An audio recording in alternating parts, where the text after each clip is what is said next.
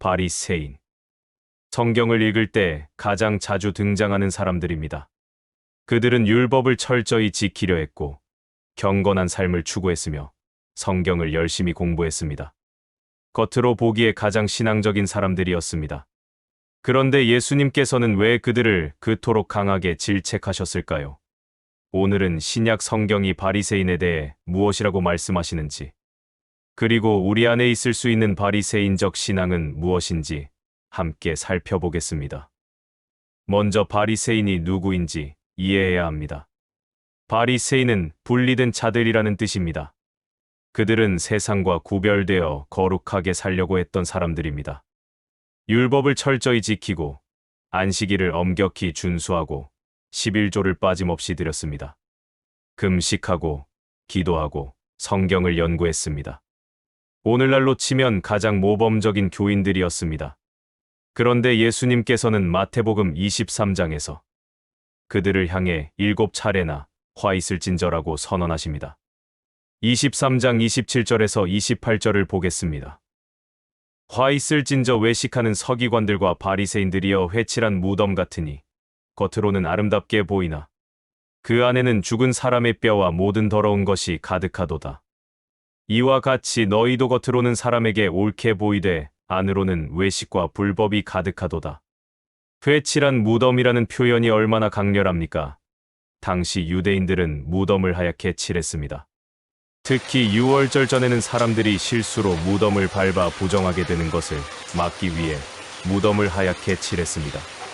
겉으로는 깨끗하고 아름답게 보이지만 그 안에는 썩은 시체와 뼈가 가득합니다. 예수님은 바리새인들이 바로 그렇다고 말씀하십니다. 겉으로는 경건하고 거룩해 보입니다. 긴 기도를 하고 금식하고 11조를 드립니다. 사람들에게 존경받고 랍비라 불립니다. 하지만 그 마음속은 어떻습니까? 외식과 불법, 교만과 위선, 탐욕과 자기 의로움이 가득합니다. 이것이 바리새인의 본질입니다. 겉과 속이 다른 것입니다. 누가복음 18장에 나오는 바리새인과 세리의 비유를 보십시오. 바리새인은 성전에 올라가 서서 기도했습니다. 하나님이여, 나는 다른 사람들 곧 토색, 불에, 간음을 하는 자들과 같지 아니하고 이 세리와도 같지 아니함을 감사하나이다. 나는 일에 2번씩 금식하고 또 소득의 11조를 드리나이다.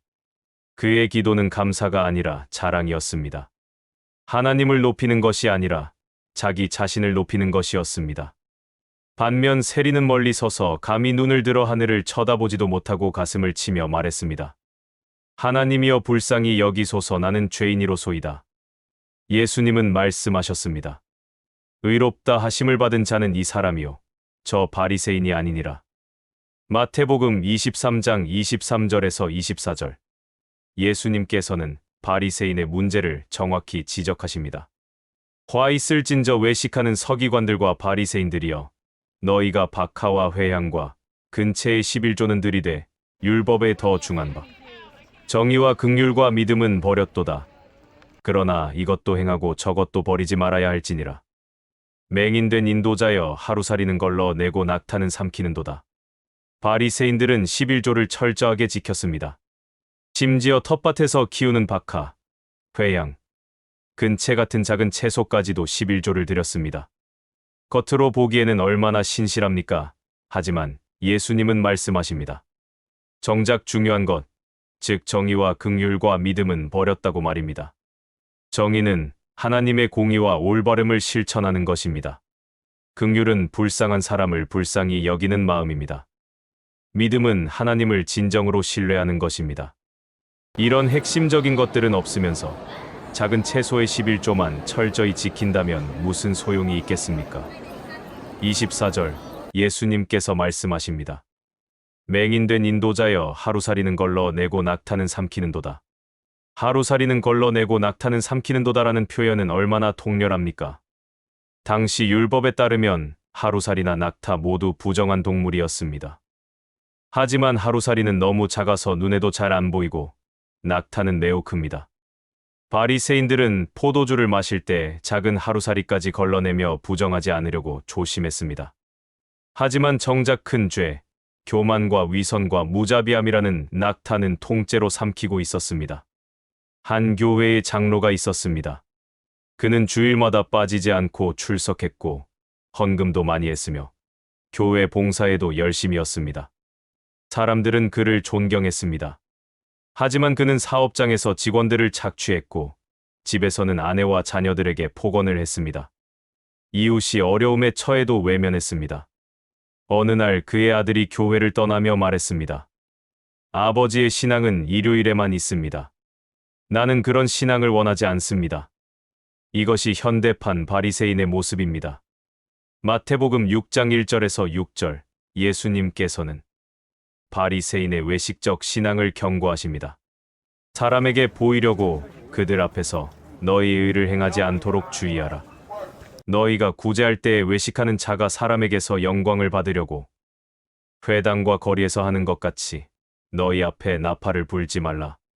너희는 기도할 때에 외식하는 자와 같이 하지 말라. 그들은 사람에게 보이려고 회당과 큰 거리 어귀에 서서 기도하기를 좋아하느니라. 바리새인들의 구제와 기도가 무엇이 문제였습니까? 구제 자체가 나쁜 것이 아닙니다. 기도 자체가 나쁜 것도 아닙니다. 문제는 동기입니다. 사람에게 보이려고 하는 것이 문제였습니다.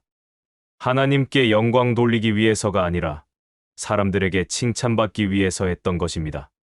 너희 앞에 나팔을 불지 말라는 표현이 인상적입니다. 당시 바리새인들은 구제할 때 실제로 나팔을 불었다는 기록은 없지만 마치 나팔을 부는 것처럼 요란하게 자신의 선행을 알렸다는 뜻입니다. 회당과 거리에서 많은 사람들이 볼 수 있는 곳에서 기도했습니다. 그들의 관심은 하나님이 아니라 사람들의 시선이었습니다. 예수님은 5절에서 말씀하십니다.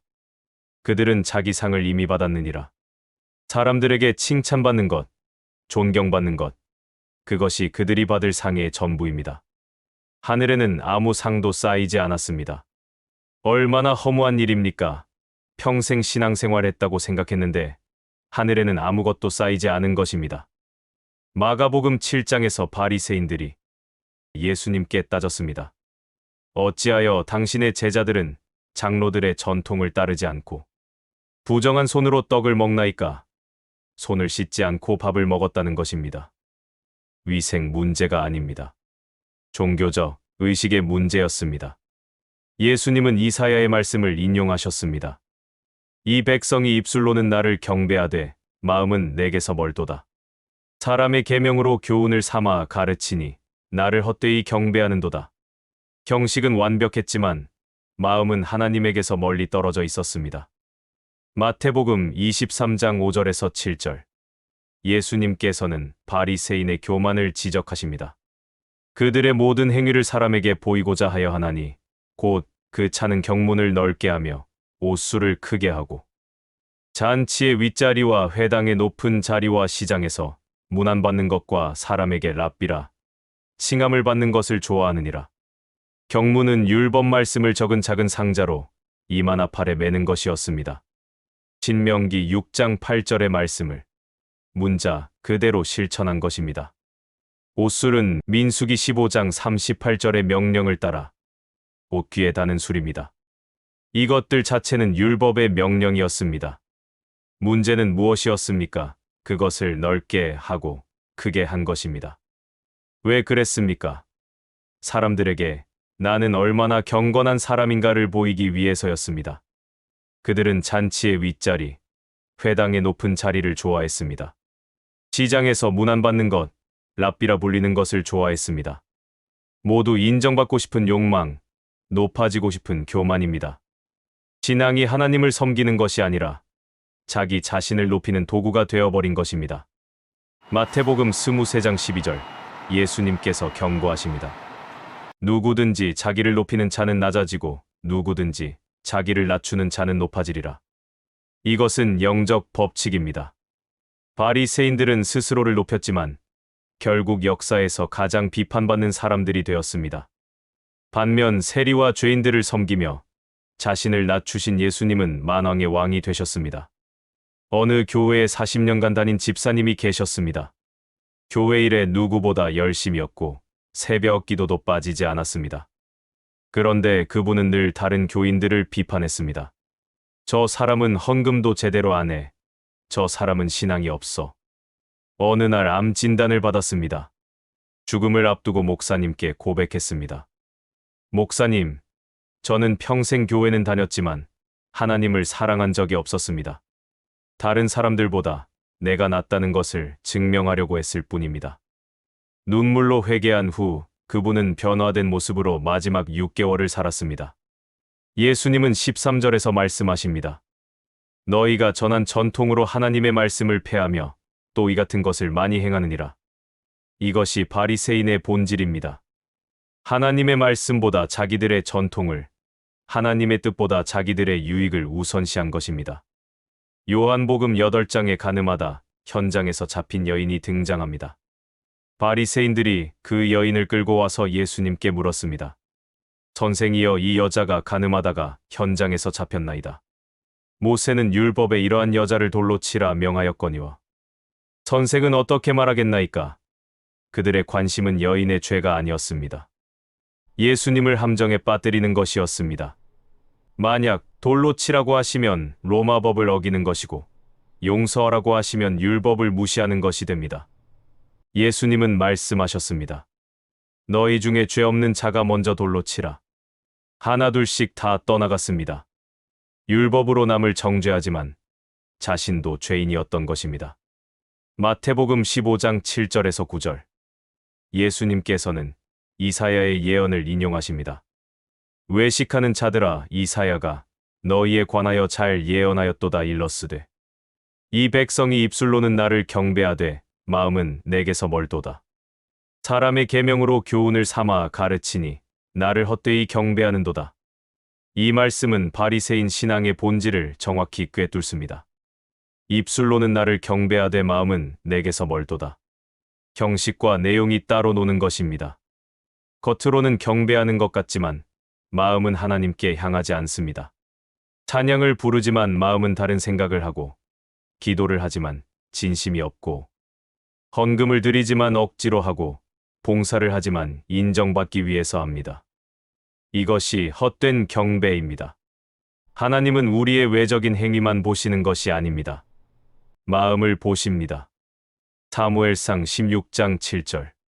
사람은 외모를 보거니와 나 여호와는 중심을 보느니라. 아무리 완벽한 종교 행위를 해도 마음이 하나님께 향하지 않으면 그것은 헛된 것입니다. 한 목회자가 고백했습니다. 저는 20년간 목회를 하면서 설교도 잘하고 신방도 열심히 하고 새벽 기도도 인도했습니다. 사람들은 저를 신실한 목사라고 했습니다. 하지만 저는 하나님보다 사람들의 인정에 더 관심이 있었습니다. 설교 준비를 하면서도 이 설교를 들으면 사람들이 나를 어떻게 볼까를 생각했습니다. 어느 날 심한 영적 공허함을 느꼈습니다.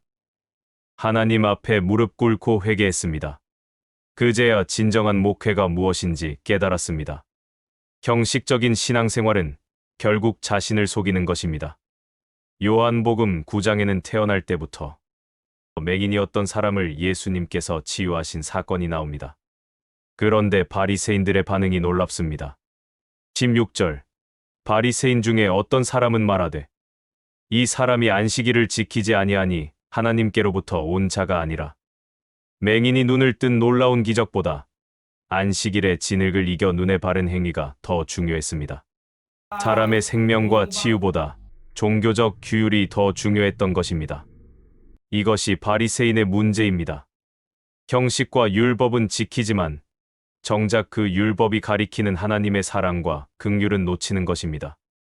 마태복음 12장 7절. 예수님께서 말씀하셨습니다. 나는 자비를 원하고 제사를 원하지 아니하노라 하시. 뜻을 너희가 알았더라면 무죄한 자를 정죄하지 아니하였으리라. 누가복음 11장 42절. 예수님께서는 바리새인의 본말 전도를 지적하십니다. 화 있을진저 너희 바리새인이여, 너희가 박하와 운양과 모든 채소의 11조는 들이되 정의와 하나님께 대한 사랑은 버리는도다. 그러나 이것도 행하고 저것도 버리지 말아야 할지니라. 11조를 드리는 것은 좋습니다. 하지만 정의와 사랑이 없다면 그것은 공허한 종교 행위일 뿐입니다. 오늘 우리는 신약 성경이 바리새인에 대해 무엇이라고 말씀하시는지 살펴보았습니다. 바리새인의 문제는 무엇이었습니까? 첫째, 겉과 속이 달랐습니다. 회칠한 무덤처럼 겉으로는 아름다워 보이지만 속은 더러웠습니다. 둘째, 형식만 있고 진심이 없었습니다. 입술로는 경배하지만 마음은 멀리 떨어져 있었습니다. 셋째, 사람에게 보이기 위해 신앙생활을 했습니다. 하나님의 영광이 아니라 자기 영광을 구했습니다.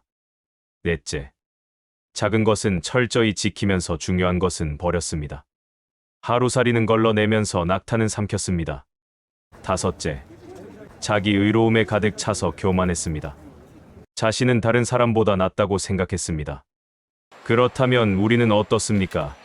혹시 우리 안에도 바리새인적 신앙이 있지는 않습니까? 교회는 열심히 나가지만 집에서는 다른 모습을 보이지는 않습니까? 기도와 찬양을 하지만 마음은 딴 데 있지는 않습니까? 다른 사람들에게 인정받기 위해 봉사하지는 않습니까? 작은 율법은 지키면서 사랑과 긍휼은 놓치고 있지는 않습니까? 예수님께서 바리새인을 그토록 강하게 질책하신 이유는 그들을 미워해서가 아닙니다. 오히려 그들을 사랑하셨기 때문입니다. 겉만 번지르르한 신앙, 형식만 있는 종교 생활이 얼마나 위험한지 깨우쳐 주시려고 했던 것입니다. 그런 신앙으로는 하나님 나라에 들어갈 수 없기 때문입니다. 마태복음 5장 20절. 예수님께서 말씀하셨습니다. 내가 너희에게 이르노니 너희 의가 서기관과 바리새인보다 더 낫지 못하면 결코 천국에 들어가지 못하리라. 바리새인보다 더 나은 의란 무엇입니까? 더 많은 율법을 지키는 것이 아닙니다. 더 진실한 마음, 더 겸손한 태도, 더 순수한 동기로 하나님을 섬기는 것입니다. 오늘 우리 자신을 돌아봅시다. 혹시 형식적인 신앙생활을 하고 있지는 않은지, 마음은 하나님에게서 멀리 떨어져 있지는 않은지, 사람들에게 보이기 위해 신앙생활을 하지는 않는지 점검해 봅시다. 그리고 진실한 마음으로 하나님께 나아갑시다. 시편 51편 17절, 다윗의 고백입니다. 하나님께서 구하시는 제사는 상한 심령이라 하나님이여 상하고 통회하는 마음을 주께서 멸시하지 아니하시리이다. 하나님은 완벽한 종교 행위를 원하시는 것이 아니라 상하고 통회하는 진실한 마음을 원하십니다. 오늘부터 바리새인적 신앙을 버리고 진실한 신앙으로 나아갑시다. 형식이 아니라 내용으로, 겉모습이 아니라 마음으로, 사람의 인정이 아니라 하나님의 기쁨을 위해 살아갑시다. 그것이 예수님께서 원하시는 참된 제자의 모습입니다. 오늘 우리는 신약 성경이 바리새인에 대해 무엇이라고 말씀하시는지 살펴보았습니다. 바리새인의 문제는 겉과 속이 다른 것, 형식만 있고 진심이 없는 것이었습니다. 우리도 이런 신앙의 위험에서 벗어나 진실한 마음으로 하나님을 섬기는 삶을 살아가시기를 축원합니다. 다음 시간에도 성경의 지혜로 여러분을 찾아뵙겠습니다. 감사합니다.